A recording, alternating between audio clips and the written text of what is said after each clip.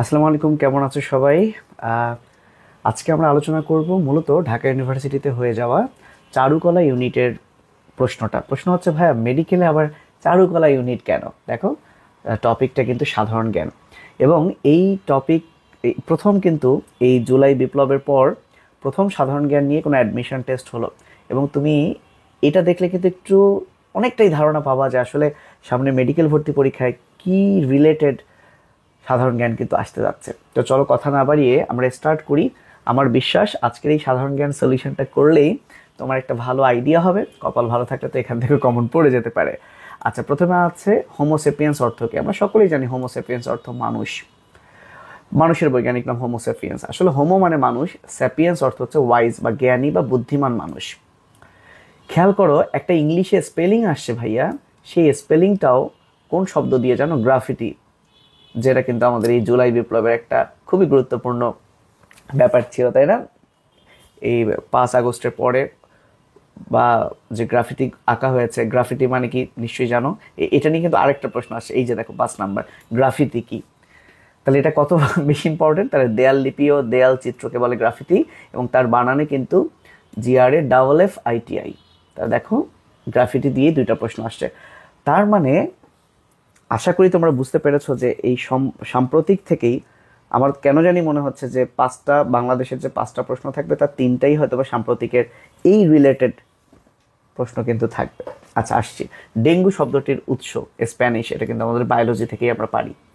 সাহিত্যে নোবেল পুরস্কার পেয়েছে, আচ্ছা মজার বিষয়, এবছর সাহিত্যে নোবেল পুরস্কার পেয়েছেন একজন, অর্থনীতিতে শান্তিতেও নোবেল পুরস্কার পেয়েছেন একজন। তো যেহেতু একজন করে পেয়েছেন, এই 2টা তোমাকে পড়তেই হবে।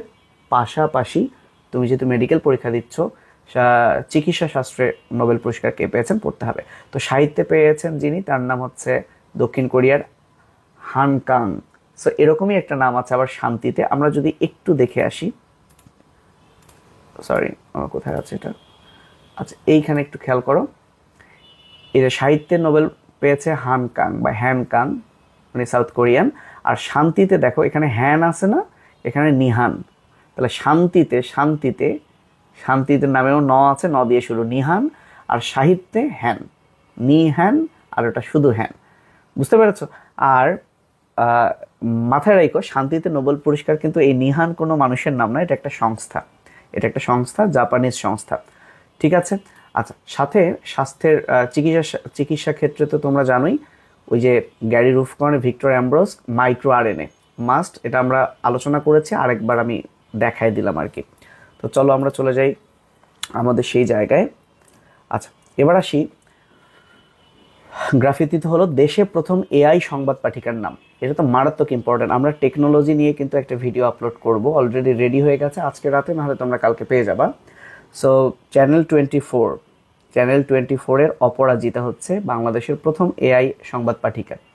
আর লিসা হচ্ছে কিন্তু ভারতের, লিসা হচ্ছে ভারতের। তাহলে বাংলাদেশের, দেশের যেহেতু বলছে, অপরাজিতা। আচ্ছা, 7 নম্বরটা দেখো, কত মজার প্রশ্ন। রাজা রবি বর্মার আসল পরিচয়।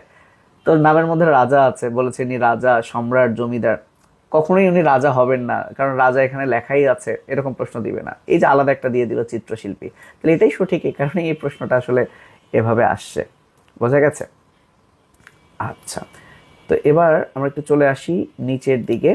মুক্তিযুদ্ধের, এটা খুবই ইম্পর্টেন্ট, স্মৃতি ভাস্কর্য কোনটি? তো এখানে 4টা ভাস্কর্য আছে। এর মধ্যে রাজু স্মারক ভাস্কর্য কিন্তু এটা অনেক পরে হয়, যুদ্ধের অনেক পরে হয়, এটা সন্ত্রাস বিরোধী। তো মুক্তিযুদ্ধের জন্য কিন্তু স্মৃতি হচ্ছে অপরাজেয় বাংলা। আচ্ছা, কোম্পানি শৈলী, এটা খুব বেশি শৈলী মানে হচ্ছে ওই শিল্পকর্মই বোঝাচ্ছে, যেহেতু এটা চারুকলা ইনস্টিটিউটে ইউনিটের পরীক্ষা। তো এটা মুর্শিদাবাদ, এটা পরীক্ষার জন্য ইম্পর্টেন্ট নাম। আচ্ছা, 10 নাম্বারটা দিয়েছে, কেন দিয়েছে অনেকেই তোমরা বুঝতে পেরেছো। সো এটাও আসার মতো, রাষ্ট্রপতি জিয়াউর রহমান সর্বপ্রথম 21 পদকের প্রবর্তক।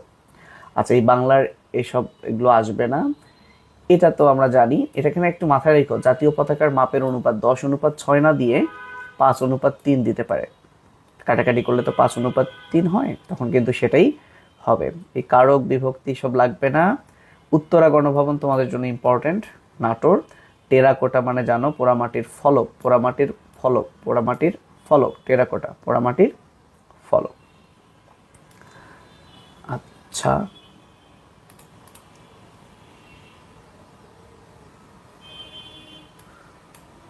চলে যাই এইটাতে।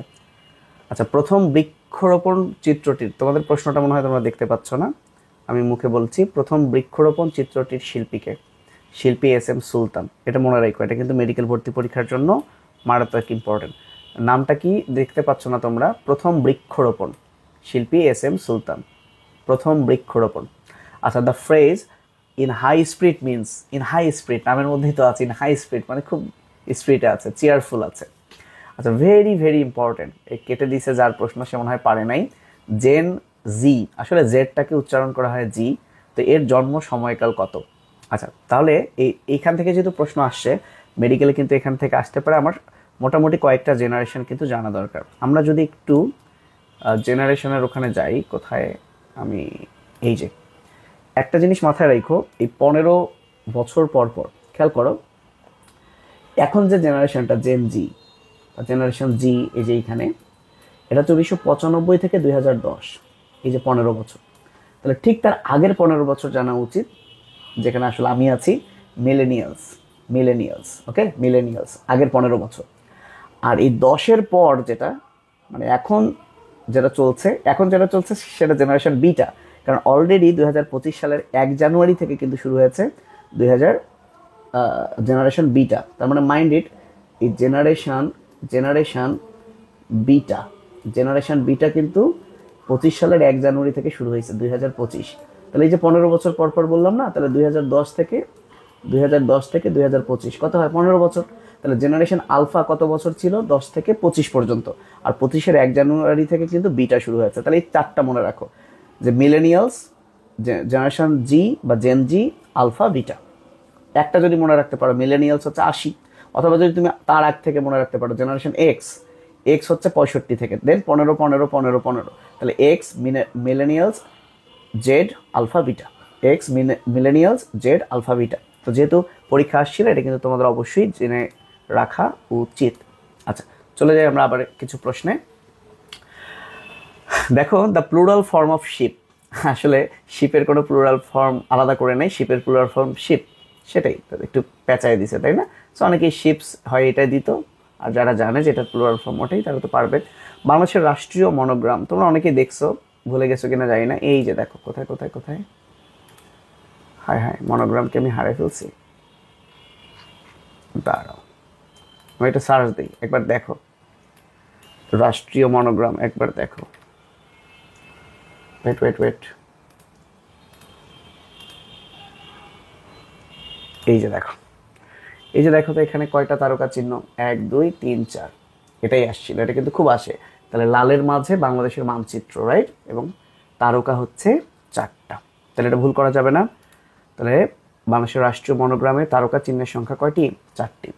এগুলো লাগবে না। ফিডব্যাক স্ট্যান্ডস ফর, এটা ঢাকা ভার্সিটিতে 11-12 সালে সেম প্রশ্নই আসছিল। বলে না যে ফিডব্যাক দিও মানে তোমার অপিনিয়নটা দিও, যে আসলে কথাটা তোমার ভাল লাগলো কিনা। 26 কি বলছে? One who loves book. So লাভ মানে ভালোবাসা, আর ভালোবাসাকে আমরা কি বলি? ফিল।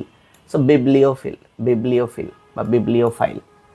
টাইপোগ্রাফি, সো টাইপোগ্রাফি মানে এটা আমরা সবাই জানি, মুদ্রাক্ষর শিল্প। আচ্ছা, 28 নাম্বারটার আনসার আমি খুঁজে পাইনি। নাম্বার 29, দরকার নেই, বাংলা বানান আসার সম্ভাবনা নাই। শিল্পাচার্য জয়নুল আবেদিন, এই যে সোনারগাঁ, এটা মেডিকেল ভর্তি পরীক্ষার জন্য খুব ইম্পর্টেন্ট। এইটা অনেকেই কনফিউজ হইতে পারে। রবীন্দ্রনাথ ঠাকুর, উনি যে চিত্রশিল্পী ছিলেন, অনেকেই নাও জানতে পারো, জেনে রাখা ভালো। এটা আমরা পড়িয়েছি ক্লাসে। কাজী নজরুল ইসলাম অভিনয় করেছেন কোন চলচ্চিত্রে? ধ্রুব। আর জুলাই বিপ্লব, দেখো জুলাই বিপ্লবের প্রথম শহীদ আবু সাইদ আসছে। প্রাদশে প্রাকৃতজন, জানা ভালো, শওকত আলী। সংগ্রাম তেলচিত্রটি এঁকেছেন কে? কেন এত ওই যে চিত্রশিল্পী, শিল্পাচার্য কেন? কারণ এটা চারুকলা ইউনিটে, বাট জেনে রাখা ভালো, তোমরাও জানো। 38 তো ভয়াবহ ইম্পর্টেন্ট। 79তম অধিবেশনে জাতিসংঘের সাধারণ পরিষদের কততম অধিবেশন? 79। ডক্টর মোহাম্মদ ইউনুস কিন্তু ভাষণ দেন। 23 নম্বর তৈলচিত্র, এটা কিন্তু একটা উপন্যাস। তোমাদের কি জানা আছে যে 23 নম্বর তৈলচিত্র এই উপন্যাসের মানে লেখককে? আর সর্বশেষ ISBN, ইন্টারন্যাশনাল স্ট্যান্ডার্ড বুক নাম্বার, অর্থাৎ বই ও প্রকাশনার ক্ষেত্রে কিন্তু এটা ইউজ হয়। তো তোমরা কমেন্টে 39 নম্বরটা জানিয়ে দাও। আশা করি তোমরা বুঝতে পেরেছো যে কোন টপিকগুলো থেকে অ্যাডমিশনের প্রশ্ন হওয়ার সম্ভাবনা বেশি। আমি বলতে যাচ্ছি যে সাম্প্রতিক এই ঘটনাগুলো রিলেটেড ইংলিশ, জিকে যে কোনো কিছু কিন্তু পরীক্ষায় প্রশ্ন আসতে পারে। তো ভালো থেকো সবাই, আল্লাহ হাফেজ, আসসালামু আলাইকুম।